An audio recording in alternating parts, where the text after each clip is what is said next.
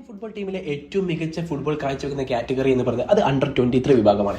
ഇന്ന് ഇന്തോനേഷ്യക്കെതിരെ 2-1 എന്ന സ്കോറിൽ വിജയിച്ച് കയറിയിട്ടുണ്ടായിരുന്നു ഇന്ത്യ. അതിൽ 2 ഗോളും സ്കോർ ചെയ്തിട്ടുള്ള സുഹൈൽ ഭട്ടാണ്. നമുക്കറിയാം ഈ ഒരു പ്രാവശ്യത്തെ AFC ഏഷ്യൻ കപ്പ് അണ്ടർ-23 വിഭാഗത്തിൽ ഏറ്റവും മികച്ച ഒരു പ്രകടനം നമ്മൾ ഇന്ത്യ കാഴ്ചവെച്ചിട്ടുണ്ടായത്. ഇന്ത്യൻ ചരിത്രത്തിൽ തന്നെ ഏറ്റവും മികച്ച ഒരു പ്രകടനം കാഴ്ചവെച്ച ക്വാളിഫയർ റൗണ്ട് മത്സരം ഈ ഒരു പ്രാവശ്യത്താണ്.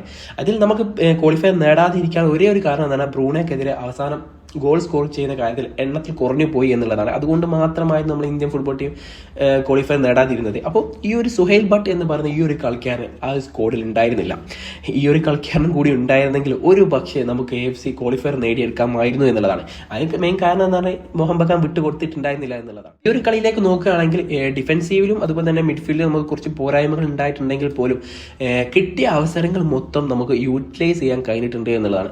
ഇതുപോലെ ഒരു സ്കോർ ചെയ്യുന്ന ഒരു കളിക്കാരന് നമ്മുടെ സീനിയർ ടീമിൽ പോലും ഇല്ല എന്നുള്ളതാണ്. കിട്ടുന്ന അവസരം മുതലാക്കുക എന്നുള്ളത് എൻ്റെ ഒരു അഭിപ്രായത്തിന് ഈ ഒരു പ്ലെയറൊക്കെ എങ്ങനെയായാലും നമ്മുടെ സീനിയർ ടീമിലൊക്കെ ഇനി അടുത്ത വരുന്ന ക്വാളിഫയർ റൗണ്ട് മത്സരത്തിലൊക്കെ യൂട്ടിലൈസ് ചെയ്യണം എന്നുള്ളത്